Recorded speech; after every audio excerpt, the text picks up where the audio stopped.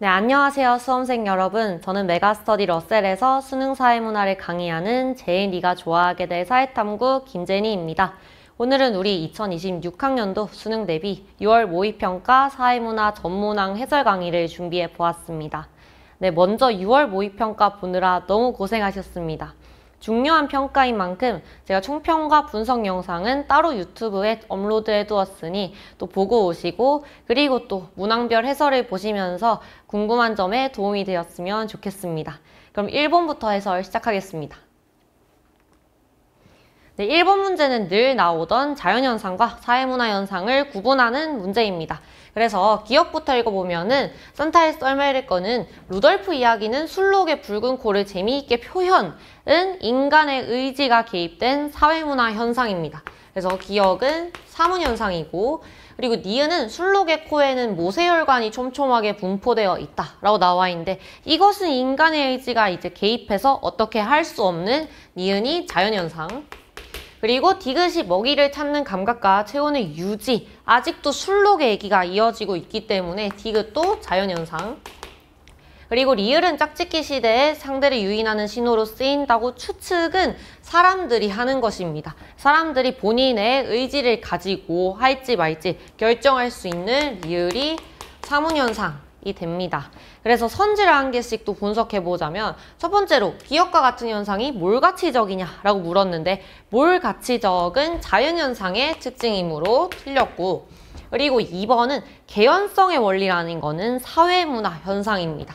그런데 니은은 사회문화가 아니므로 틀렸고, 자연현상은 필연성. 그리고 기억에 비해서 디귿은 특수성이 강한가 라고 했는데, 특수성이 강한 것은 사회문화 현상이죠. 역시나 디귿 틀렸고, 그리고 4번 리을에 비해서 니은은 인과관계가 불분명한가 라고 물었는데, 우리가 인과관계가 불분명한 것은 사회문화 현상의 특징이죠.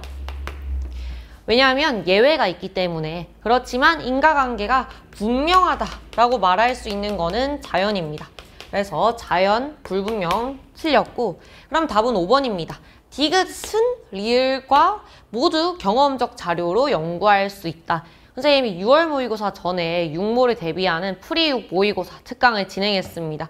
그때 이제 자연현상과 사문현상의 공통선지라고 중요하다고 표시를 해주셨는데, 경험적 자료로 연구할 수 있는 것은 자사, 공통선지이기 때문에 답은 5번으로 체크해주고 넘어가면 되겠습니다. 자, 그 다음 2번 문제입니다. 2번도 개인과 사회 관계를 바라보는, 즉 실제론과 병목론은 늘 나오던 선지로, 읽어보면 장래에 대해서 사회 구성원이 적응할 수 있도록 도와주는 의미를 가지지만, 이것은 자발적 행위가 아니라 구성원으로서 마땅히 따라야 할 사회적 규범에 의한 행위라고 너무 대놓고 나와 있죠.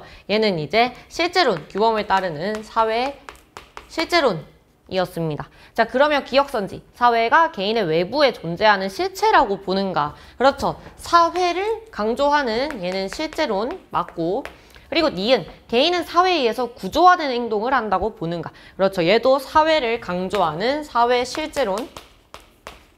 자, 그렇다면 디귿, 사회 규범은 개인들이 옳다고 믿기에 존재한다고 본다. 사회는 원래 실체가 없는데 개인이 믿음으로, 껍데기로 존재한다. 명목론 선지죠. 개인을 중시하는, 그래서 명목론이라서 틀렸고, 리을도 사회의 속성을 개인의 속성으로 환원할 수 있다라는 거는 결국 사회가 실체가 없기 때문에, 껍데기밖에 없기 때문에 개인의 속성으로 환원이 된다라고 보는 것도 명목론 선지이므로 답은 1번으로 골라주면 되겠습니다.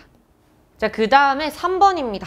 3번 같은 경우에는 쌤이 읽으면서 굉장히 잘 냈고 학생들이 좀 많이 틀렸겠다라는 부분이 존재했는데요. 제 시문을 좀 많이 뜯어보겠습니다. 자, 가부터 갑국은 을국을 식민 지배하면서 갑국의 종교와 의복을 일국 국민에게 강제했다라고 나와 있는데, 쌤이 강의할 때 항상 강조하는 부분, 절대 이 식민 지배만 보고 강제라고 판별하면 안 된다라고 여러 번 얘기를 했습니다. 정확하게 이 식민 지배라는 걸 보았을 때 강제인지는 아직 모르지만 전파는 직접 전파, 이렇게 적었어야 더 공부가 잘 돼 있다라는 거고, 그치만 이 제시문은 지금 식민지배, 사람끼리 만나서 강제했다 라고 이제 나와 있기 때문에 그 과정이 강제적 접변이다 라는 것까지 추론할 수 있는 겁니다. 자, 그 결과로 을국 전통의복이 갑국의 것으로 대체되었다. 원래 있던 것이 사라지고 들어온 것으로 바뀌었으니까 결과가 동화가 됩니다.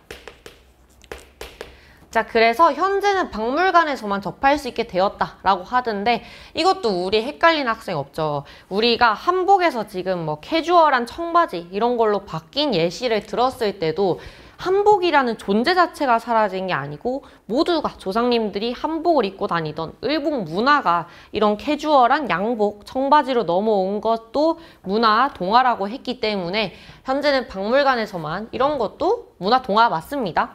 자, 그리고 한편 종교의 경우 이제 을국의 문화복구 운동의 영향으로 을국 전통 종교가 있었고 갑국 종교와 결합해서 새로운 종교가 나타났다. 여기는 마지막 줄은 문화융합까지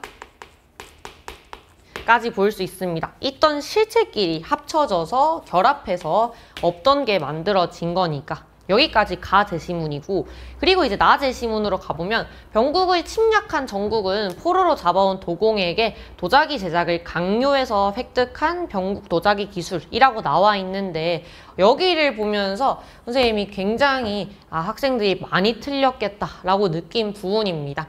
우선은 포로로 잡아왔고 사람끼리 만났기 때문에 전파 자체는 역시나 직접 전파고, 그런데 여기를 보고 그 과정이 강제다라고 했으면은 절대 안 되죠.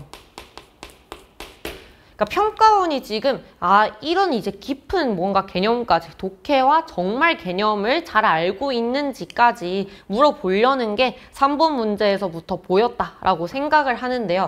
우리가 강제적 문화 접변은 언제를 얘기하냐? 바로 문화의 제공자의 의지로 이 문화가 전달될 때를 말합니다.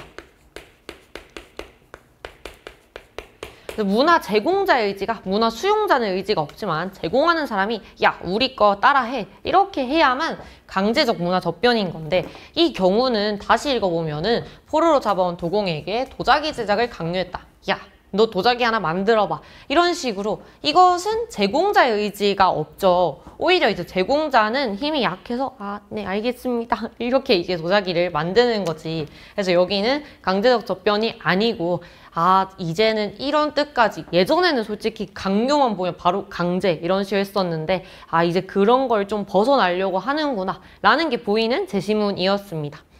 자, 그래서 병국 도자기 기술을 널리 활용하게 되었고, 그리고 무국에 도자기를 수출하고, 그리고 또 포장지에는 전국 고유의 독특한 화풍이 담긴 그림이 그려져 있었다라고 되어 있는데, 어쨌든 이 수출을 했다라는 거는 우리가 무역은 보통 직접 전파로 봅니다. 그래서 또 직접, 자, 그리고 독특한 화풍이 담긴 그림이 그려져 있었고, 이거를 직접 전파로 받아와서 접목해서 새로운 걸 합쳤다. 그럼 역시나 받아온 것, 있던 것 합쳐서 여기는 문화융합이 되죠. 원래 기존 자기들 거 있었고 전파 들어왔고, 그래서 얘도 융합이 나오는 제시문입니다. 자, 그렇다면 1번 선지, 우리 내재적 요인이라고 하는 거는 발명 발견을 말하는 건데 이 제시문에는 없었다. 그리고 나에서 자극 전파 없었습니다. 아이디어만 받아와야 되는데 얘는 직접 전파로 실체를 들여왔고 원래 있던 것과 합쳐서 문화 융합. 그리고 가에서와 달리 나에서 둘 다 융합이 있습니다. 자, 그 다음에 4번, 나에서와 달리 가에서만 문화 동화가 지금 있었습니다. 그래서 답이 4번이고 5번이 평가원에서 내려온 함정선지인 것 같다. 아까 그 강요라는 단어를 통해서 강제적 접변으로 헷갈린 학생들을 5번으로 낚으려고 한 것 같습니다. 그래서 이런 부분들 조심하고 앞으로 공부를 할 때 이런 것까지 신경 써야겠다라는 부분이 보이네요. 자, 그 다음에 4번 문제입니다. 4번 문제는 사회문화 현상을 바라보는 기능론, 갈등론, 상상론인데 정말 쉽게 출제가 되었다. 그래서 사회자가 본인의 의견을 얘기해 달라고 하자 갑이 개인이 부여하는 의미에 달려있다. 벌써 상상론이죠. 그 다음에 을은 이 인공지능 기술의 등장이 사회가 그 기술을 필요로 했기 때문이다. 뭔가 제 기능 얘기를 하고 이런 걸 사라지게도 하지만 창출도 하고 조화와 균형을 이룬다. 이걸 강조하는 것은 기능론이죠. 자, 그렇다면 마지막으로 병은 이런 이윤을 추구하는 자본가에 나타난다. 자본가액이 나왔어요. 그리고 이런 것은 일자리 대체에서 불평등과 갈등을 심화시킬 것이다. 여기는 병은 갈등론으로 구분이 됩니다. 자, 그래서 이 선지 하나하나도 중요하기 때문에 잘 봐뒀으면 하는데 1번 갑의 관점은 기득권층의 이익을 옹호한다. 바로 기능론 선지죠. 기능론 아니고 두 번째 개인의 행동이 상황에 대한 주관적 해석에 기초해서 이루어진다. 이거는 네 글자로 그렇죠. 상황정의. 얘도 상상론 선지인데 을이 아니고 그 다음에 3번 갑의 관점과 달리 을의 관점은 행위자의 능동성을 강조하는가. 역시나 상상론 선지. 자, 그 다음에 4번 병은 사회적 갈등을 균형 회복을 위한 일시적 과정으로 본다라고 했는데 이것도 프리육 모의고사에서 쌤이 중요한 선지라고 강조를 했습니다. 갈등을 균형 회복을 위한 일시적 과정으로 본다라는 건 다른 말로 갈등을 그렇죠. 병리적이라고 보는 기능론 선지입니다. 그래서 병은 기능론이 아니므로 틀렸고 답은 5번 갑의 관점은 개인에 대한 사회 구조의 영향력을 간과한다. 그렇죠. 미시적 관점이니까 이렇게 하면은 답이 5번으로 나옵니다. 자, 그 다음에 5번 읽어보겠습니다. 5번은 스케이트보드 문화에 대한 설명이 나와 있는데 주류 문화, 하위 문화, 반문화 문제였습니다. 자, 읽어보면은 처음에는 이제 육지에서 즐길 수 있도록 바퀴 달린 보드를 고안해서 비롯해왔는데 그 다음에 50년대 얘기가 먼저 나오고 50년대 일부 젊은이들 사이라는 것은 얘는 그냥 하위 문화에서 시작이 됐습니다. 그런데 이제 1970년대로 가서 이런 공격적인 보딩을 선보이는 팀이 등장하고 쌤이 저항 나오면 무조건 반문화라고 했잖아. 그래서 70년대로 가서 이제 반문화로 이 문화가 바뀝니다. 그리고 이런 식으로 이제 위험하고 난폭하다 비판에도 불구하고 지속을 하다가 1990년대라는 시대가 바뀌고 90년대로 오면서 대중매체에 소개되면서 주목을 받기 시작한다. 그래서 스케이트보드 패션의 유행, TV 프로그램의 선풍적인 인기, 올림픽 정식 종목 채택 이런 식으로 대중매체를 타고 유명해지면서 모든 세대 나오면 주류 문화죠. 그래서 하위 문화에서 반문화에서 주류 문화로 바뀐 사례가 소개가 되고 있습니다. 자, 그렇다면 1950년대 반문화였는가? 일부 청년층은 반문화가 아니고 하위문화였고 그리고 니은 1970년대 하위문화였는가? 라고 물었는데 이것도 개념을 잘 이용한 선지인 것 같아요. 우리가 항상 강조하는 것은 반문화도 하위문화의 일종이다. 이거를 역으로 바꾼 선지입니다. 그래서 반문화였기 때문에 하위문화였다 라고 해도 맞는 말이 되고 자, 그리고 디귿. 이것이 90년대 이후 대중문화의 상업성을 비판하는 상징으로 여겨졌는가? 전혀 비판할 만한 어떤 90년대 이후에 안 좋은 단서도 없었고 올림픽 종목 채택 이런 식으로 나와 있으니까 이런 안 좋은 단서는 아무것도 없었습니다. 오히려 대중매체를 통해서 모두에게 퍼져나갔다. 이런 선지니까 답은 리을이죠. 하위 문화가 지금까지 주류 문화로 변한 사례가 제시문에 나와 있습니다. 그래서 답은 4번이 되겠습니다. 자, 그 다음은 6번 문제입니다. 6번은 우리가 이제 채점형으로 해서 조금 이 6평 중에는 어려운 유형으로 나왔지만 이 정도도 우리가 대비가 많이 되어 있었다면은 차분차분히 풀었어야 했다. 자, 그래서 교사 먼저 보는 것으로 항상 연습이 돼 있을 겁니다. 병에 대해서는 두 가지 다 옳게 작성을 했고 그러니까 병의 두 가지 말은 다 맞고 그리고 갑과 을 중 한 명만 한 가지만 옳게 나머지 한 명은 모두 두 가지 다 틀리게 작성했다 라는 걸 가지고 봤을 때 병은 무조건 맞다 이렇게 봐주면 된다 라는 거죠. 그래서 맞는 학생부터 문화를 이해가 아닌 평가의 대상으로 보는 것은 절대주의, 자문화 아니면은 사대주의인데 그 중에 이제 국수주의로 변질될 수 있다. 이것은 자문화에만 해당하기 때문에 얘가 자문화 해서 맞았다 여기까지 했을 겁니다. 그래서 자문화를 이 친구가 C로 가져가 주면 되고 자, 그리고 중요한 게 이제 갑과 을 중에 한 명은 한 개만 맞고 한 명은 두 개 다 틀렸다라는 건데, 자, 그렇다면 우리가 여기를 잘 이제 모르겠으면은 질문에 대해서 쌤이 항상 답을 적어보라고 했었습니다. 자, 그래서 첫 번째로 문화의 다양성을 보존하는 데 기여하는 것은 상대주의 선지죠. 상 써보고. 그리고 문화 간 우열의 차이가 존재한다고 본다는 아까랑 같은 절대주의 선지인데, 자문화 아니면 사대주의지만 자문화는 이미 확정이 됐으므로 그냥 사대로 적을게요. 자, 그리고 B를 보면은 각 사회 문화를 해당 사회 맥락에서 바라보는 것은 상대주의 선지입니다. 자, 그렇다면 여기서 한 명이 지금 상대주의 아니면 사대주의가 들어갈 때 한 명이 한 개만 맞게 써야 되는데, 갑을 보면 상대주의가 들어가도 한 개 맞고 사대주의가 들어가도 한 개가 맞기 때문에 둘 다 틀릴 수가 없습니다. 왜냐하면 자문화가 이미 나와버렸으니까. 그래서 얘가 한 개만 틀림이라는 걸 알게 됩니다. 두 개 다 틀리는 경우가 없기 때문에. 그래서 한 개만 틀렸고, 얘는 이제 두 개 다 틀림이겠죠. 두 개 다 틀림. 모두 틀림. 그래서 여기서 상이 틀렸다라는 것은 이제 B가 사대주의였다가 되겠네요. 그래서 사대주의가 B이고 상대주의가 A였다라는 것은 결론은 1번 상대주의 잘 맞췄고 2번에서 틀렸고, 얘는 1번 틀리고 2번 틀렸다. 이렇게까지 결론이 나옵니다. 자, 그래서 이 결론을 가지고 이제 넘어가서 문제를 풀어보면은 기억이 을인가? 한 명, 한 가지로 이렇게 쓴 사람은 위에 갑이었기 때문에 틀렸고, 그 다음에 B와 달리 A는 자문화의 정체성을 상실할 가능성이 큰가? 이것은 남들 거 따라하고 받아들이는 상실할 가능성은 사대주의 선지죠. 그런데 A는 사대주의가 아니라서 틀렸고, 그리고 디귿, C에 비해서 B는 역시 사대주의는 타문화를 무비판적으로 수용할 가능성이 큰가?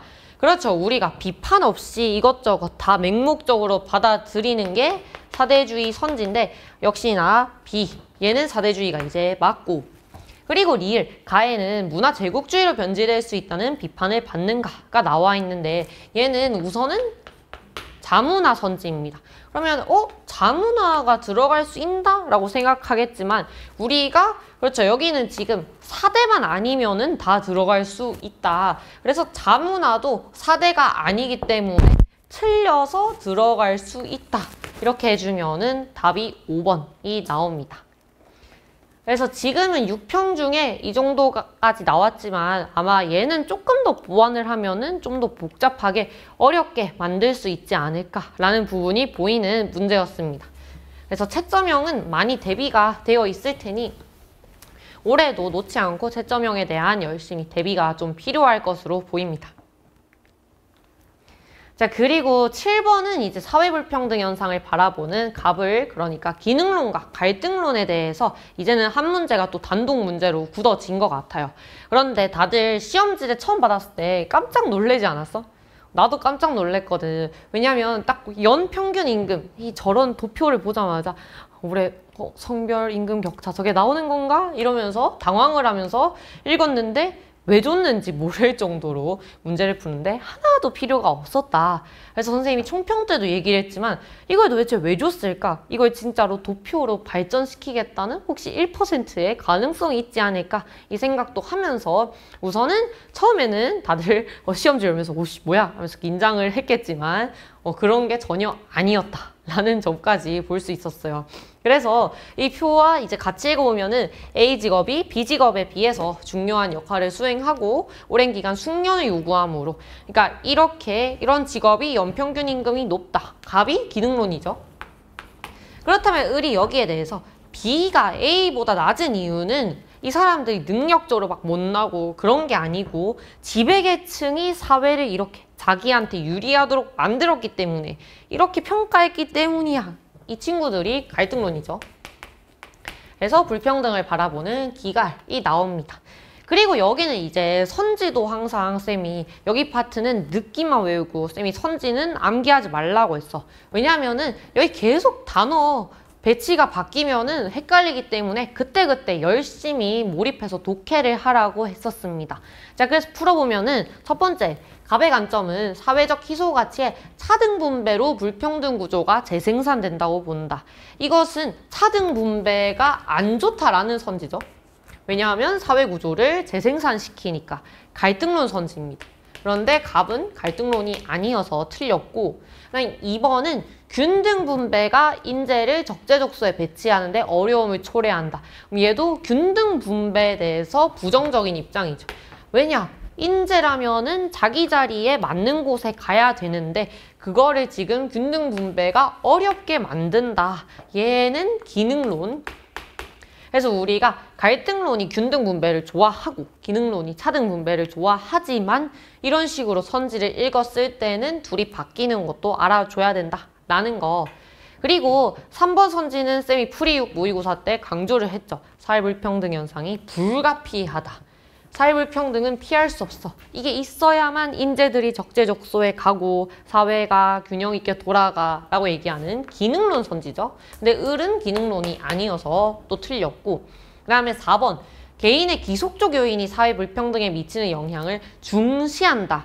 우리가 기속적 요인이 불평등에 미친 영향을 무시하는 게 오히려 기능론이잖아. 막 노력하면 되지. 너네 왜 노력도 안 하고 그렇게 생각해? 이건 이제 기능론 입장이고, 갈등론은 아니지. 처음부터 안 되는 게 있다니까. 가정 배경이나 사회 때문에 안 되는 게 있다니까. 이런 걸 중시하는 쪽이 갈등론 선지죠. 근데 갑은 역시나 갈등론이 아니어서 틀렸고, 그렇다면 5번 사회적 희소가치의 분배 기준은 전체가 합의한 거야, 공정한 거야, 기능론 선지, 갑이 기능론, 그래서 답이 5번이 됩니다. 그래서 이 문제를 봤을 때 사회불평등, 올해도 기능론과 갈등론으로 선지가 이렇게 나올 것으로 보이고, 저 자료를 같이 주는 이유가 뭘까? 그래도 성별 임금 격차나 월 평균 임금 저런 계산하는 거 놓치지 말고 9편까지 한번 잘 볼 필요가 있겠다. 이런 생각이 드네요. 자, 그리고 8번입니다. 8번은 우리 사회학적 개념의 이해를 여러 가지를 합쳐 놓았죠. 원래는 사회 조직의 개수, 이렇게 좀 개수도 세워보고 대화 형식으로 줬었는데, 이번에는 독해를 하면서 다시 지위, 역할 갈등 이런 것들을 추가했습니다. 자, 그래서 기억은 나무주 현상을 수상했다. 우리가 항상 이렇게 좋은 것에 대해서는 역할 행동에 대해서 보상이라고 하죠. 그래서 일단은 보상이라고 적겠습니다. 역할 행동이 본인이 실제로 수행한 거, 이런 거 말하겠죠. 영화에서 열연했기 때문에 수상받은 거는 보상. 그래서 소감을 부탁드립니다. 자, 그래서 갑이 얘기합니다. 아역배우 시절부터 저를 위해 헌신해주신 부모님께 감사드립니다. 아역배우, 나중에 지위 물어보죠. 성취지위죠, 당연히.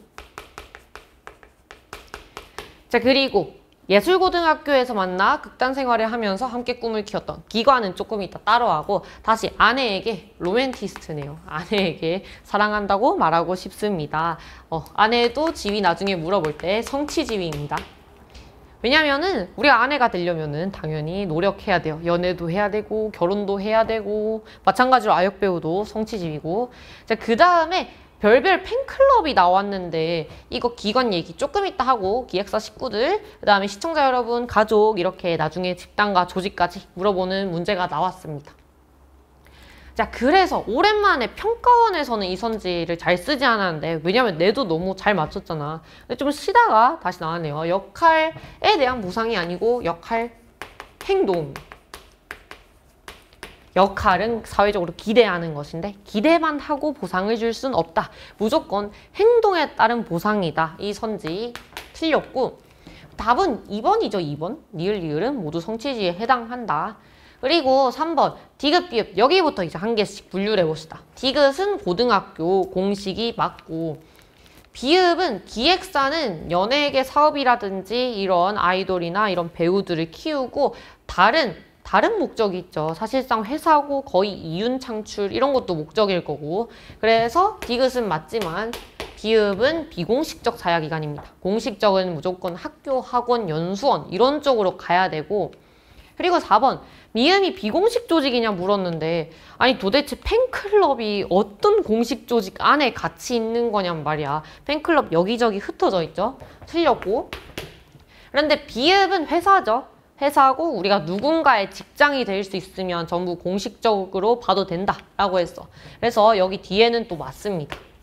자, 그리고 시옷이 2차 집단, 이응이 1차 집단에 해당하냐라고 했는데 가족은 1차 집단이 맞아요. 친밀한. 그런데 이제 중요한 것, 시옷에 대해서 시청자가 지금 2차 집단이냐라고 물었는데 이 경우 우리가 원래 지금 요새 집중하던 거는 1차냐, 2차냐, 공동이냐, 이기냐 이런 걸 한창 공부를 하고 있다가 다시 그 수특에 나오던 원초적인 개념을 물어봤습니다. 시청자들은 일시적으로 모이거나 하는 군중, 그러니까 시청자들끼리 지속적으로 상호작용을 하지 않잖아.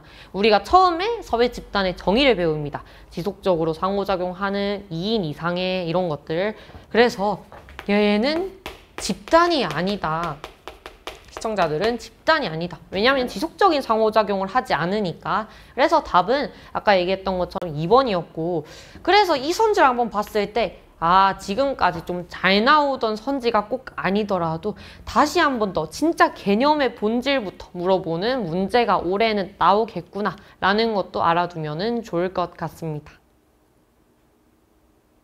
자, 그럼 이어서 9번 진행하겠습니다. 9번이랑 10번은 연구 방법에 대한 제시문으로 하나의 제시문에 대해서 2개의 문항이 거의 처음으로 평가원에서 나왔는데 우리가 여기에 대해서는 좀 총평 때도 얘기를 했고 그리고 5월 모의고사 때 해설에서도 얘기했듯이 2028 수능 예시 문항이나 통합형 수능 이런 거에 한번 형식을 맞추기 위해서 그 기조를 따라가는 게 아닌가 보입니다. 그래도 그렇게 막 새롭다기보다는 그냥 항상 거의 풀던 느낌이었고 이 하나의 제시문만 잘 이해하면은 오히려 2문제를 가져갈 수 있으니까 조금 더 그렇게 막 신유형이라기에는 뭔가 생각이 많이 필요한 그런 건 아니었다라고 생각이 듭니다. 그래서 읽어보면은 우선 그냥 우리가 정말 전형적으로 최근에 많이 풀던 선지들을 합쳐놓은 느낌이었어. 그쵸? 그래서 연구자 갑이 고령층과 인간관계와 디지털 기기 활용 교육을 연구 주제로 선정하고 우선은 관련 연구를 검토하였다. 그럼 본인 연구를 시작하기 전에 문헌연구법을 시작합니다. 갑이 문헌연구법을 시작을 하고 그리고 디지털 기기 활용 교육이 고령층의 온라인 공간에서의 인간관계에 긍정적인 영향을 미칠 것이라는 가설을 설정하였다 라고 나와 있어요. 그럼 선생님은 항상 이렇게 표시를 하고 그 다음에 화살표를 읽어봅니다.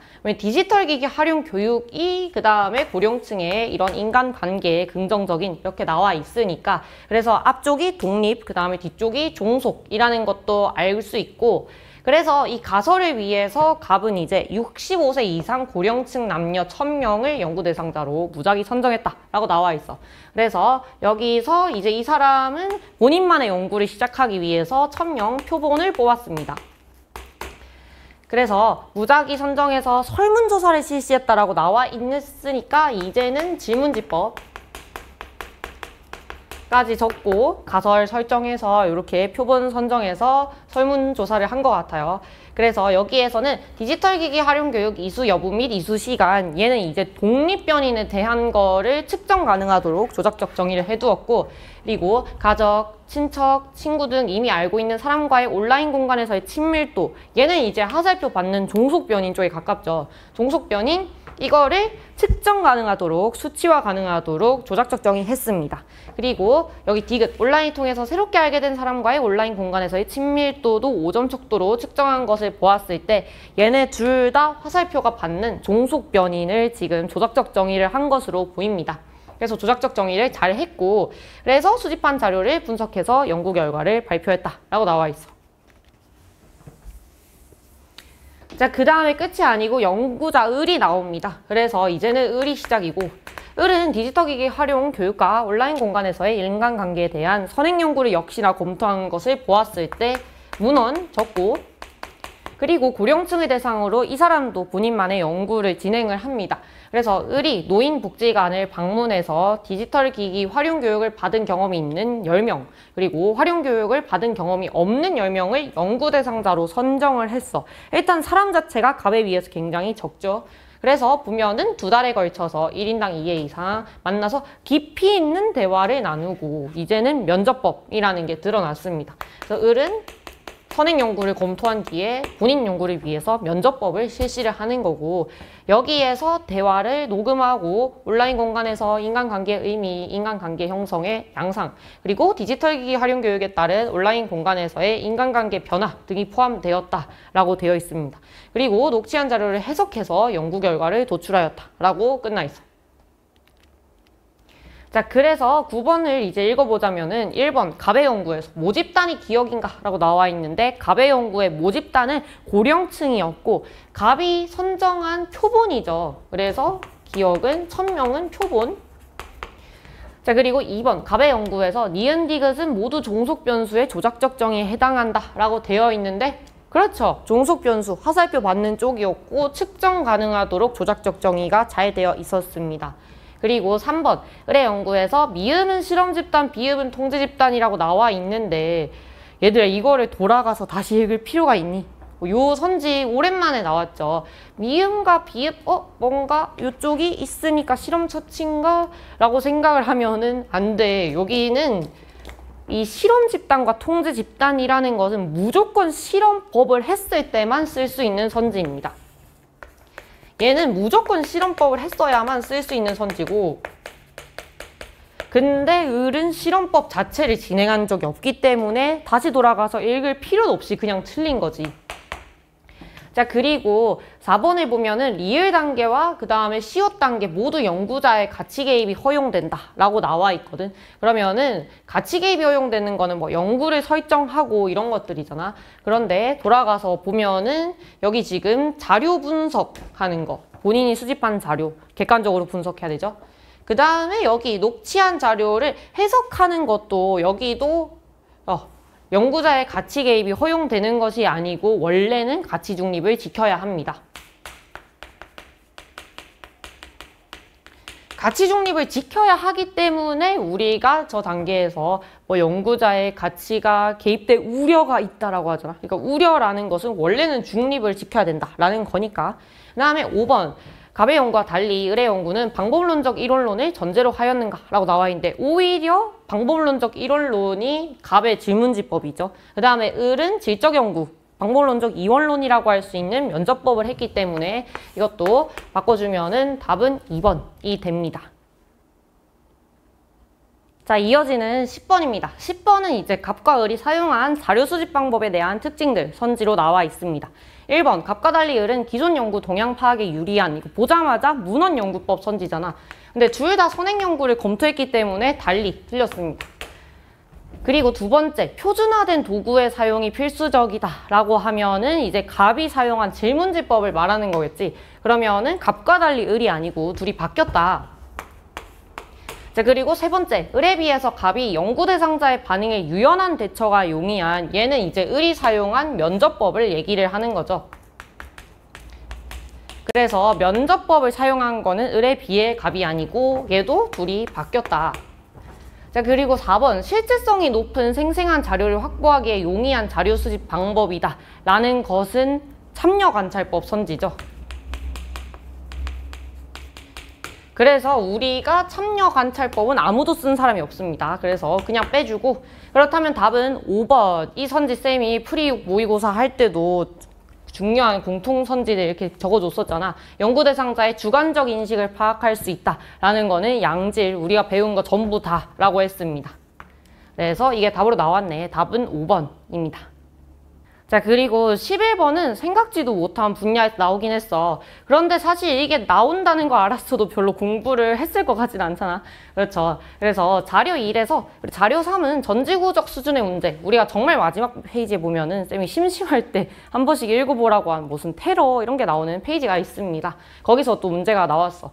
그래서 이것이 필요하다는 것을 공통적으로 보여준다. 그러면 자료 1과 자료 3에서 말하는 핵심의 공통점만 뽑아내면 되잖아. 그래서 쌤은 사실 자료 2를 읽지도 않았어. 그래서 자료 1은 정치적, 사회적 불안정으로 인해서 세계 곳곳에서 벌어지는 전쟁과 테러의 위험을 후손에게 고스란히 넘겨줘야 된다. 뭔가 미래, 후손을 굉장히 집중하고 있는 것 같습니다. 3번, 대량 생산과 대량 소비로 인해서 발생한 환경 문제와 기후 위기는 다음 세대도 살아가야 할 터전의 소실을 걱정해야 할 만큼 심각한 상태다. 어쨌든 얘도 다음 세대 미래 얘기, 얘도 후손 얘기니까 제일 비슷한 거 찾아주면은 답이 그냥 3번에 들어있습니다. 그냥 이런 거 독해 잘 해서 점수 무조건 가져가도록 해줘야 되는 문제고. 자, 그리고 12번 읽어볼게. 12번은 우리가 보통 도표 중에 한 개를 상중하 계층이동을 도표로 보통 쳤었어. 그래서 도표 치고는 얘는 이제 아예 쉽게 가려고 하는 건가 봐. 사실 6평을 봤을 때는 작년 6평도 굉장히 쉬운 난이도로 나왔고 9평 때 갑자기 이제 세대 내 이동이나 그런 표를 이용하긴 했지만 이번에도 작년과 비슷하게 6평에서는 상중하 계층이동에서 굉장히 힘을 뺀 것으로 보입니다. 자, 그래서 지금 상, 중, 하 중 하나고 그 다음에 A에서 B로의 수직 이동과 그 다음에 A에서 C로의 수직 이동의 방향은 같다. 이 표현도 중요하죠. 그런데 더 중요한 거. 상승 이동을 통해서 B에 될 수 없다. 이 말은 올라가서 B가 될 수 없다라는 거는 어디선가 올라와서 상층은 되잖아. 근데 올라왔는데 하층일 수는 없어. 왜냐하면 하층이 제일 위치니까. 그래서 이 표현은 이제 B에다가 하층을 주고 시작하라는 소리입니다. 자, 그러면 이제 A에서 B로의 수직 이동이 내려간다 라는 게 결정이 났죠. 그러면은 A에서 B로 내려가는 거고 그 다음에 C로도 내려가는 거니까 그러면은 A가 제일 위고 그 다음 한 번 내려가서 C가 중, 그 다음에 또 내려가서 B가 하. 이렇게 돼야만 두 번 다 같은 방향으로 수직 이동이 가능합니다. 자, 그리고 T년에 각국의 ABC 계층 인구 구성비는 1대 6대 3인데 쌤이 무조건 문제 풀 때 헷갈리니까 상중하 순으로 적으라고 했잖아. 자, 그래서 T년은 상, 중, 하 순서로 적으려고 하면은 상중하는 ACB입니다. ACB 그대로 읽으면 돼. ACB 10, 쌤 100으로 바꿔서 적게. 10, 30, 60 하면은 피라미드인 게 눈에 보이고 자, 그리고 얘도 T 플러스 50년도 그냥 ACB 읽어주면 돼. 그래서 T 플러스 50년에 ACB 읽으면은 30, 20, 50 그렇다면 가운데가 제일 들어간 모래시계형으로 완성이 되고 그 다음에 T 플러스 100년은 ACB 읽으면 20, 50, 30으로 읽어집니다. 자, 그래서 20, 50, 30 그렇다면 이제 가운데가 튀어나온 다이아 이렇게까지 계층 모형이 결정이 된다. 자, 그래서 T년의 중층인구 비율과 이제는 하나씩 가져오기만 하면 되죠. T년의 중층인구 비율 하층인구의 2배인가 라고 했는데 둘이 바뀌었거나 아니면 2분의 1이라고 하거나 30이 60의 절반이니까. 자, 그 다음에 2번 T 플러스 50년의 계층 구조가 피라미드는 아닙니다. 자, 그 다음에 상층 인구 대비 하층 인구의 비는 상층을 분모에 내렸을 때 T년과 T 플러스 100년의 비교하라고 돼 있는데 얘는 6이죠. 그 다음에 얘는 2분의 3이기 때문에 완전 차이 많이 나잖아. 완전 이쪽이 크다라는 게 보입니다. 자, 그래서 답이 3번이 되고 그 다음에 4번 T년은 폐쇄적 계층 구조, T 플러스 100년은 개방적 계층 구조다. 뭐 이런 선지가 오랜만에 나왔습니다. 폐쇄적인지 개방적인지는 계층 구조로 결정되는 것이 아니다. 상관이 없다. 관련 없습니다. 이렇게 우리가 피라미드라고 해도 수직 이동이 가능하면은 개방적이기 때문에 이 모형과 이 개방적 계층 구조 그리고 폐쇄적인지는 아무 관련이 없다라고 여러 번 얘기를 했습니다. 자, 그리고 5번은 T 플러스 100년에 비해서 T 플러스 50년의 사회 안정이 유리하냐라고 했는데 무조건 안정이 유리한 거는 다이아 선지잖아. 얘도 개념 선지네요. 자, 그러면은 다이아가 지금 다이아보다 더 유리할 수는 없습니다. 얘가 이미 다이아니까. 그래서 얘도 너무 틀린 답이 3번으로 나옵니다. 그래서 9평 때도 이렇게 나온다면 이 문제는 확실히 힘을 빼고 가려는 게 맞는 것 같아. 자, 그리고 13번은 사회운동에 대해서 나와 있습니다. 그런데 우리가 이때까지 풀던 좀 사례를 주던 사회운동과는 다르게 그냥 정말 사회운동에 그러니까 선지들이 사실 우리가 많이 알고 있던 사회운동 등의 특징이 나오고 거의 독해 문제로 갔죠. 그래서 읽어보면은 사실 티가 많이 나. 정말 힌트를 많이 주고 있어요. 읽어보면은 집단 행동에서 비롯되는데 어쨌든 이런 행동의 조직화. 일단 키워드가 하나 보입니다. 자, 그리고 이런 식으로 이제 조직이 결성되면서 증가하고 집단적 행동, 그래서 필요한 자원을 동원하고 조직끼리 구체적 역할도 부여하고 이렇게 굉장히 조직끼리 뭐 연결되어서 구축하고 중요하다라고 나와 있어. 너무 답이 2번입니다. 체계적인 조직, 연결망 이런 얘기를 하고 있기 때문에 나머지는 이것도 사회운동의 특징 아닌가? 라고 하더라도 이 글에서 강조된 게 아니니까 빼주는 이 정도만 할 수 있으면 될 것 같아. 자, 그 다음에 14번입니다. 14번이 작년에 보면은 일탈이론이 이제 교사가 채점해주는 그런 형태로 나오면서 좀 복잡한 문제로 나왔었어. 그런데 지금 6평에서 굉장히 쉽게 내줬습니다. 그러니까 교사가 채점했다라는 건 유지가 되었는데, 그래서 굉장히 힘을 뺐죠. 이게 한 명만 뭐 옳다, 한 명만 틀렸다 이런 거면 또 몰라도 3명 다 옳다 라고 하는 거는 채점형에서 힘을 뺄 거라는 건지 아니면 채점형을 내긴 낼 거다라는 건지 우선은 6평 때는 굉장히 쉽게 나온 모습입니다. 자, 그래서 그냥 맞다고 하니까 편하게 읽어주면 될 것 같아. 첫 번째로 새로운 기술의 등장으로 빠르게 진행되고 규범이 정립되지 않은 거는 무조건 디르켐. 그 다음에 B는 온라인 공간에서는 경미한 일탈조차 수많은 사람들의 비난의 대상이 되고 부정적 평가를 내면화 한다. 그럼 가벼운 일탈에서 시작해서 부정적 평가를 내면화, 삐뚤어질 거야. 얘가 낙인 이론이고, 그 다음에 C는 온라인 범죄를 반복적으로 저지르고 있는 친구들과 자주 어울리면서 그리고 일탈을 정당화하는 태도를 학습한다. 같이 다니면서 배우는 C가 차교가 나옵니다. 자, 그래서 첫 번째 문화적 목표를 달성할 수 있는 합법적 수단의 학대는 다들 뭔지 알지? 머튼이죠, 머튼. 여기 없습니다. 땡. 그 다음에 2번 2차적 일탈을 강조하는 거는 낙인 이론의 특징이죠. 답이 2번. 1차적 일탈이 가벼운데 이제 2차적으로 넘어가는 거에 집중을 하잖아. 자, 그리고 3번 차별적인 사회적 제재를 최소화하면 일탈 행동을 줄일 수 있다고 본다. 이 선지 어느 거야? 차별적인 사회적 제재. 그렇죠. 왜 나만 뭐라 해? 이게 차별적인 사회적 제재라고 했잖아. 낙인 이론이죠. 왜 나한테만 낙인 일탈자로 규정 짓고 나만 뭐라 해? 낙인 선지입니다. 쌤이 항상 얘기하잖아. 차별 때문에 많이 낚으려고 한다. 절대 아니다. 그 다음에 4번 A와 달리 B는 객관적 기준에 의해서 일탈 행동을 규정할 수 있다라고 본다라고 했는데 이 선지도 중요하죠. 객관적 기준이 없는 거는 혼자 낙인이잖아. 그러니까 얘는 규정할 수 있다는 낙인 제외 전부가 됩니다. 객관적 기준이 있다는. 그래서 B는 이라고 하면 안 되고, 그 다음에 5번 C와 달리 A는 상호작용을 통해 일탈자가 되어가는 과정에 주목한다. 차교론 선지죠. 낙인도 가능하지. 상상론이니까. 어쨌든 A, 디르켐은 안 된다. 그래서 답은 2번으로 아까 가볍게 확인을 했습니다. 자, 그럼 15번 도표풀이 시작하겠습니다. 15번 같은 경우에는 이번에는 가중평균을 이용하지 않고 저번에 9평처럼 우리가 비수급자라든지 이런 두 제도 간의 중복수급자를 이용하는 문제를 냈는데 쌤이 생각할 때는 선지를 좀 보았을 때 이것보다 어느 정도 더 계산을 복잡하게 시킬 수 있음에도 6평이기 때문에 그 정도로 계산을 선지를 복잡하게 낸 것 같지는 않아 보입니다. 그래서 이 정도를 지금 6평에서 낸 걸 봤을 때 충분히 9평이랑 수능은 계산을 더 복잡하게 만들 수도 있겠다라는 게 어느 정도 느껴지는 문항이었던 것 같아.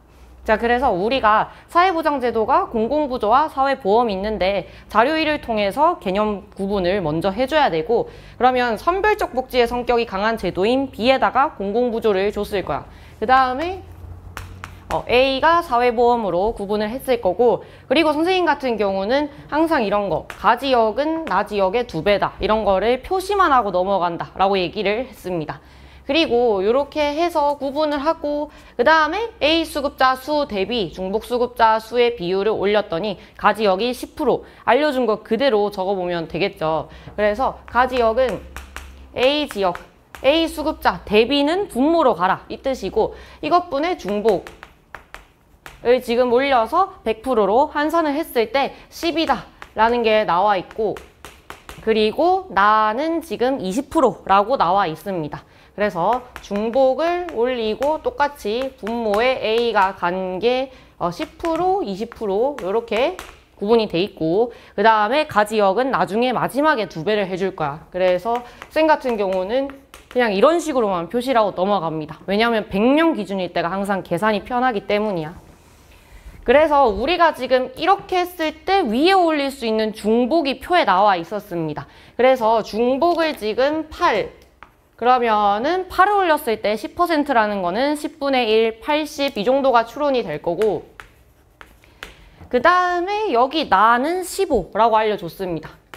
자, 그럼 역시 20%라는 거는 100분의 25분의 1이기 때문에 15가 5개 있으면은 되겠지. 75. 이렇게 지금 추론이 됩니다.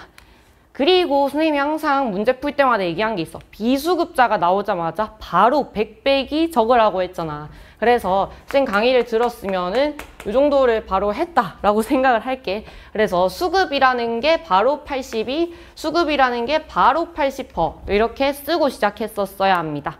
자, 그 다음에 우리가 지금 A 그리고 중복과 비수급, 수급을 다 구한 상황에서 이제 B만 구하면 될 거 아니야. 그래서 이것도 선생님 마지막에 유평치로 가기 전에 언급을 해줬죠. 수급이라는 거는 제도가 2개 있을 때 A랑 B 2개를 더해서 중복을 빼는 것이고, 근데 우리가 가, 나 둘 다 B 빼고 모든 것을 알고 있기 때문에 가나 모든 게 완벽하게 추론이 됩니다. 그래서 여기 가를 먼저 계산해 보자면은 80 들어가고 B 들어가고 중복 8이 빠진 게 지금 수급이 82라고 나와 있습니다. 그러면은 72니까 B는 10이 되고, 그 다음에 나 가볼게. 나는 똑같이 75고 그 다음에 B를 수급하는 비율이 있을 거고, 그 다음에 중복인 15만큼을 빼줬더니 수급이 80%라고 나와 있습니다. 그러면은 둘이 해서 60이니까 B가 20 이렇게 나옵니다. 그래서 여기 있는 표와 문제를 다 분석했다. 정리를 해주자면은 요렇게 되지요. 그래서 가지역에는 지금 80, 10%, 그 다음 나지역은 75, 20%라는 것까지 다 추론을 했고, 이제는 바로바로 선지가 넘어가질 거야. 그래서 기역에는 소득 재분배 효과가 있는가, 이 선지 중요하다. 얘는 둘 다죠. 그래서 더 큰 거는 공공부조가 맞지만 둘 다 얘라고 했을 때 얘가 지금 얘가 아니고 아니오가 한 게 있기 때문에 없다. 그 다음에 A와 달리 B는 상호부조의 원리라는 건 다 같이 보험료를 내서 돕는 사회보험 특징이죠. 그래서 얘가 사회보험이니까 B라고 할 수 없고, 그 다음에 비수급자 수, 이즈쌤이 수일 때부터는 몇 %, 몇 명인지 가중치를 곱해주라고 했었습니다.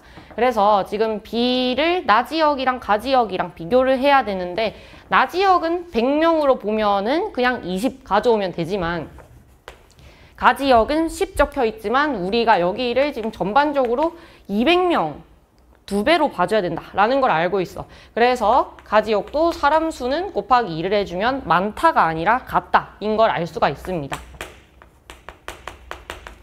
자, 그 다음에 4번 강제 가입의 원칙이라고 하면은 사회보험이잖아. 그러면은 사보, 즉 A를 봤을 때 그러면 수급자 비율, 얘는 가중치가 필요 없어. 비율은 쌤이 항상 문제에 나온 표현 그대로 보면 된다고 했잖아. A 수급자 비율은 가지역은 80이죠. 나지역은 75. 가지역이 낮다라고 말을 못한다. 그렇다면 마지막 5번 사후처방적 성격이라는 건 이미 빈곤층이 된 사람들을 도와주는 공공부조 B가 되고, 비수급자 비율이니까 역시나 가중치 없이 문제 표현 그대로. B를 봤을 때 나지역은 20이라고 적혀 있고, 그래서 가지역은 10인데 2배를 적어주면은 둘이 같다라고 나옵니다. 그래서 답은 5번이 되는 거였고, 이것만 봐도 우리가 쓸 수 있는 선지들이 여러 가지가 있다는 걸 알잖아. 예를 들어서 A의 만이라고 하면 중복도 빼줘야 되고 굉장히 뭔가 쓸 수 있는 선지들이 많은데, 이렇게 인구수를 물어보는 것도 3번 선지밖에 없었고 굉장히 유평이다 보니까 도표를 좀 낮추려고 한 게 보였다라는 건데, 수능으로 갔을 때는 계산이 작년처럼 복잡한 선지나 오래 걸리는 문제가 나올 거다라는 것까지 대비를 해주면 될 것 같습니다. 자, 그 다음은 16번 문제입니다. 16번도 늘 나오는 진화론, 순환론에 대한 문제가 나왔고, 읽어보면 A가 이제 지속적으로 진보하는 게 아니고 동일한 과정을 반복한다. A가 순환론. 그 그리고 B가 단계적으로 변동해서 이전보다 복잡하게 분화한다, 갈수록 진화한다. 진화론이 B로 설명이 되고 있습니다. 자, 그럼 첫 번째, 서구 중심적인 사고라는 비판을 받는가? 우리 잘 모르겠으면은 질문에 대해서 답부터 적어보라고 했잖아. 그래서 이 답변 무시하고 여기부터 봅시다. 첫 번째, 서구 중심적은 진화론. 그리고 운명론적 시각은 언젠가는 망한다, 순. 그리고 일정한 방향에서 변동한다, 진. 그리고 흥망성쇠를 거듭한 국가의 사례는 순입니다. 그러면 OXOX든 XOXO든 답은 값밖에 없죠. 이렇게 대답한 사람이. 그래서 답은 1번을 골라주면 됩니다. 자, 그리고 17번은 빈곤 문제가 나왔습니다. 17번도 간단히 그냥 읽어보면 무인도에 고립되어 사는 우리는 로빈슨 크루소가 아니고 사회적 동물이다 라는 걸 이제 강조를 하면서 이런 거 생존의 문제가 아니다. 그래서 우리는 인간다운 삶을 유지하기 위한 최소한의 조건을 충족하지 못한 상태로 규정하기보다는 이제 사회 구성원들이 보편적으로 누구나 누리는 생활 수준을 유지하는 데 필요한 자원이 부족한 상태로 보아야 된다. 상대적 빈곤이다 라는 뜻이죠. 자, 상빈에 대한 선지를 골라주면 됩니다. 그래서 기업, 소득 수준이 높은 국가에서도 낮은 국가에서도 얼마든지 나타날 수 있다. 그 다음에 니은, 경제가 성장할수록 빈곤을 판단하는 기준 금액이 높아지겠죠. 다 같이 이렇게 소득 수준이나 그런 게 올라가니까 이거는 우리가 넥선에서도 같이 했습니다. 자, 그 다음에 디귿, 사회 구성원들의 소득 분포를 고려하지 않는 개념이라는 평가를 받는다. 당연히 틀렸고 이 선지는 틀린 게 중요한 게 아니야. 우리가 6평 직전에 그 빈곤 수업할 때 아마 1번이었을 겁니다. 이 문제를 다들 많이 틀렸었잖아. 이 선지 때문에. 그래서 그때 오답률 70%라고 하면서 막 우리가 빈곤 문제를 그때 풀고 6평을 보러 갔었는데 이게 절빈 선지다 라는 걸 알아주는 게 더 중요할 것 같아요. 왜냐면 절빈은 사람들을 막 줄 세워서 소득 분포를 보면서 정하는 게 아니고 최저생계비를 기준으로 하니까 그래서 얘는 절빈에 가면 맞고 상빈은 당연히 고려하니까 틀렸다까지 알아줘야 될 것 같다. 그래서 답은 1번입니다.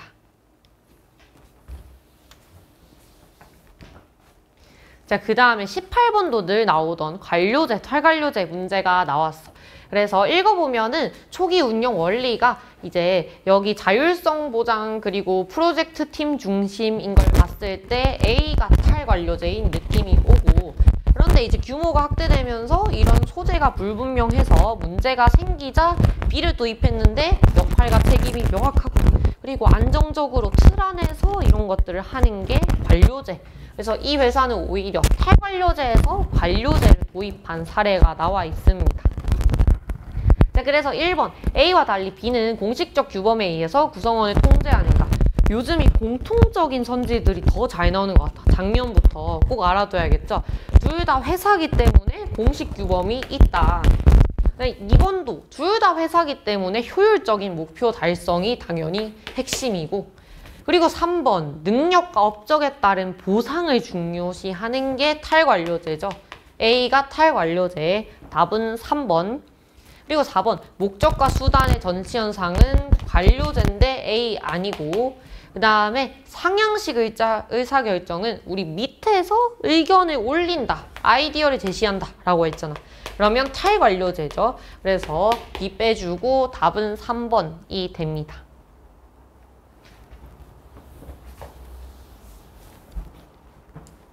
자, 그 다음에 19번은 문화의 의미와 속성에 관한 문제가 나왔습니다.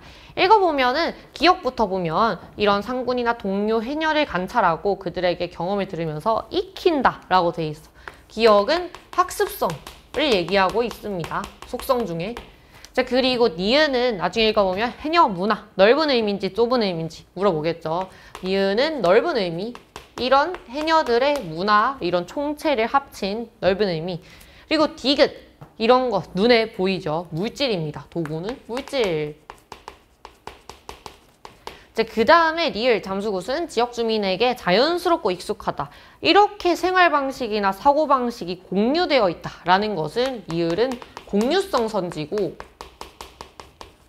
자, 그 다음에 미음. 민간신앙은 정신적이고 상징적이고 비물질 문화.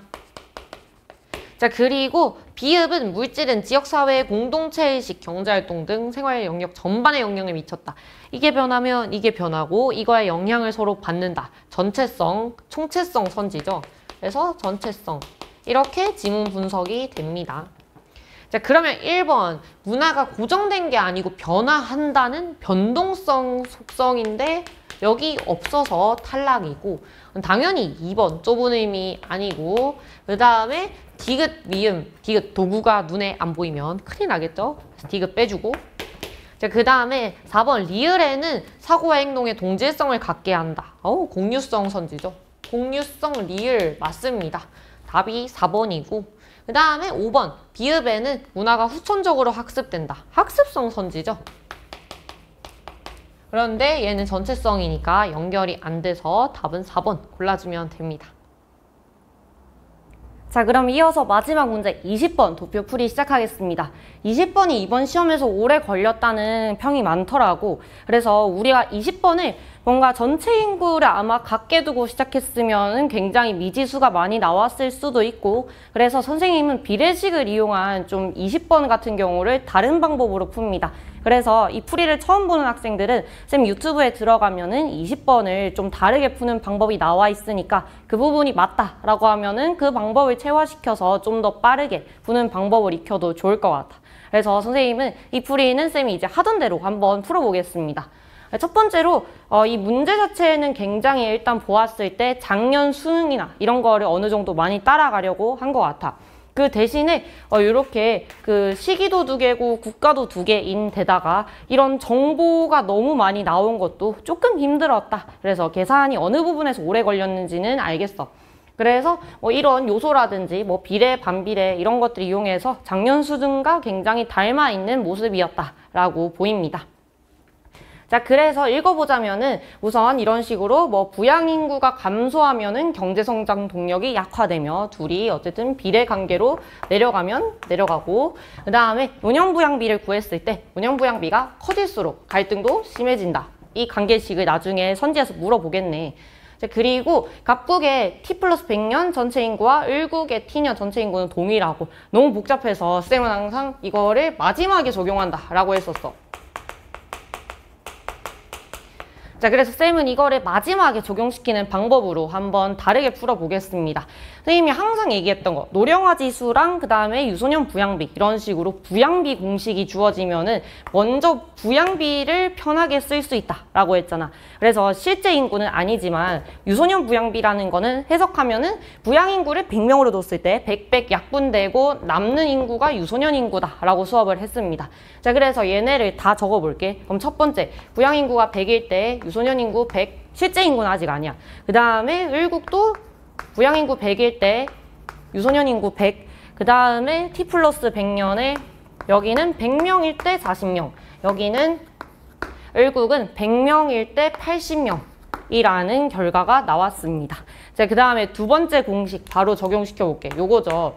얘를 이제 노란색으로 적어보자면 노령화 지수는 유소년 인구를 100명으로 뒀을 때 100 약분되고 노년 인구들을 이 숫자들로 놓을 수 있다 라는 뜻이었어. 자, 가볼게. 100 적으려고 하는데 이미 똑같죠? 그러면은 얘는 그냥 100명일 때 50명 그대로 적고 여기를 250으로 마무리해줄게.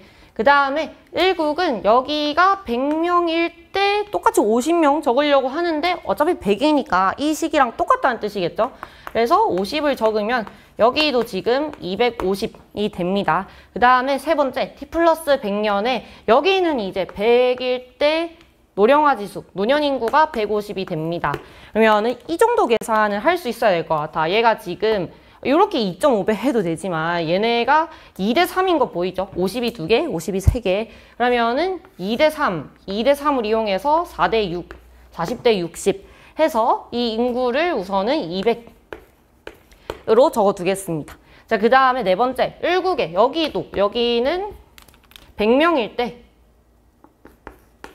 여기 노년 인구가 25명이란 뜻이야. 그러면은 1대 4, 4배란 뜻이죠. 그러면은 여기가 4배. 여기도 4배 하려면은 20이 되기 때문에 20의 4배, 80. 그래서 으로 우선 완성을 했습니다. 자, 이렇게 완성을 지금 해두었는데 우리가 마지막에 이걸 적용시키는 걸 까먹으면 안 돼. 그래서 t 플러스 100년의 전체 인구와 을국의 t년 전체 인구가 동일하다라는 거는 일단 여기부터 문제가 살짝 쌤은 복잡했던 것 같아. 요렇게 동일하고, 자, 그 다음에 을국에서 t 플러스 100년의 전체 인구는 t년 을국의 2배인가 봐요. 그래서 얘네는 이렇게 2배 관계로 가야 돼. 자, 그리고 갑국에서 t년 유소년 인구와 t 플러스 100년의 4배라고 나와 있는데 그러면은 얘가 이렇게 또 4배인가 봐요. 그래서 지금 이 공식들이 이제 매겨줘야 되는데 선생님은 250과 200을 어떻게 동일하게 만들까를 생각을 잠깐 해봤어. 근데 이거는 문제를 많이 풀다 보면은, 그리고 이 방법으로 많이 풀다 보면은 이 숫자들이 정말 빨리 익을 때가 있는데 250과 200을 처음에 500으로 잠깐 생각을 했다가 우리가 얘네를 배수로 맞추기보다는 100으로 맞추기가 훨씬 쉬운 것 같은 거야. 왜냐면은 2.5를 다 나눠주고 여기도 2를 다 나눠주면은 100이 되고 심지어 여기가 2배여서 200명이라는 단서까지 한 번에 가져갈 수가 있습니다. 그래서 쌤은 이 줄을 이제 100으로 만들어야겠다. 이 줄도 100으로 만들어야겠다 라는 생각이 든 거지. 그래서 100으로 만들려면은 2.5씩만 다 나누면 된단 말이야. 그래서 100을 2.5로 나누고 그 다음에 여기도 2.5로 나누고 여기도 2.5로 나누면은 4, 4, 2가 되겠죠. 그래서 여기를 이제 지울게. 여기를 40, 20, 100으로 지금 전체적으로 나누기 2.5를 해줬어.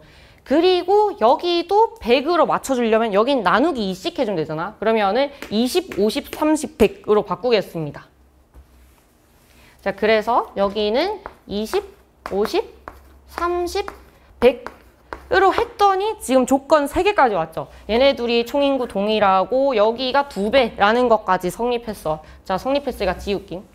그 다음에 여기도 필요 없는 단서니까 이렇게 지우고, 자, 그 다음 마지막에 지금 여기 4배라는 걸 안 했습니다. 그러면은 20에 4배가 넘어가면은 80이 가야 되잖아. 그래서 여기는 마지막으로 다 곱하기 0.8씩 해줘야 되는군. 0.8 계산 편하잖아. 얘 0.8 계산하면 80 되겠죠. 얘도 80 되고 58, 40 될 거잖아. 그래서 80, 80, 40 그리고 200 해주면 됩니다. 그래서 80, 40 다 합치면은 200. 이렇게 해서 쌤은 이렇게 표를 완성한 다음에 이제 선지로 넘어갔습니다. 이 방법이 아니고 처음부터 총인구라는 단서를 어떻게 해둔 다음에 얘네를 잘 미지수를 두든 잘 해서 하더라도 괜찮아. 본인 편한 대로. 선생님은 항상 수업 때 풀던 방식대로 적용하는 것을 보여줬습니다. 자, 그래서 기억, t년 대비 t 플러스 100년의 을국의 유소년 인구 증가율이라고 돼 있는데 딱 봐도 40에서 80이라는 걸 통해서 장난을 치려고 한 것 같아. 40에서 80이라는 거는 자기만큼 늘어났으니까 100%겠죠. 계산하는 방법도 할 줄 알아야 돼. 40분의 늘어난 만큼은 40 이렇게 올리는 거다. 40분의 40 곱하기 100 해도 100% 나옵니다. 자, 그리고 t년의 노년 인구를 봤을 때 갑국이 을국의 2배인가? 맞습니다. 그 다음에 t 플러스 100년의 노년 인구는 갑국이 을국의 1.5배 맞습니다. 30과 20이니까. 자, 그리고 디귿. 이 연구 결과에 따르면은 갑국은 t년에 비해서 t 플러스 100년의 세대 간 갈등이 심해지냐라고 했는데 세대 간 갈등은 노년 부양비를 보라고 돼 있었어. 그래서 노년 부양비를 봤을 때 요거랑 그 다음에 이거랑 그 다음에 여기랑 여기를 비교하는 거죠. 그러면은 지금 거의 절반에서 그 다음에 과반수로 넘어왔으니까 더 심해졌다라고 할 수 있습니다. 노년 부양비가 더 심해졌다라고 할 수 있고, 그래서 맞고. 그리고 리은에 따르면 을국은 t년에 비해 t 플러스 100년의 경제성장 동력이 약화된다. 부양인구가 감소했는지 보면 돼. 그래서 부양인구가 감소되지 않았습니다. 그래서 약화되지 않는다 라고 해서 답은 3번 이렇게 풀어주면 될 것 같아. 총평 때도 얘기했지만 시험 치느라 여러분 정말 고생을 했고, 하지만 이번 육모에 대해서 너무 방심하지 말고, 그리고 좌절도 하지 말고 이번 평가원이 주는 메시지를 항상 잘 생각해 봤으면 좋겠어. 그래서 쌤 총평 때 총평 못 들은 친구는 총평 영상으로 가서 한 번 더 보면 좋을 것 같고, 개념을 제대로 공부하라는 어떤 평가원의 메시지가 있었기 때문에 이 부분을 잘 유념해서 9편까지 또 달려보면 좋을 것 같습니다. 지금까지 제일 네가 좋아하게 될 사회탐구 김제니였습니다.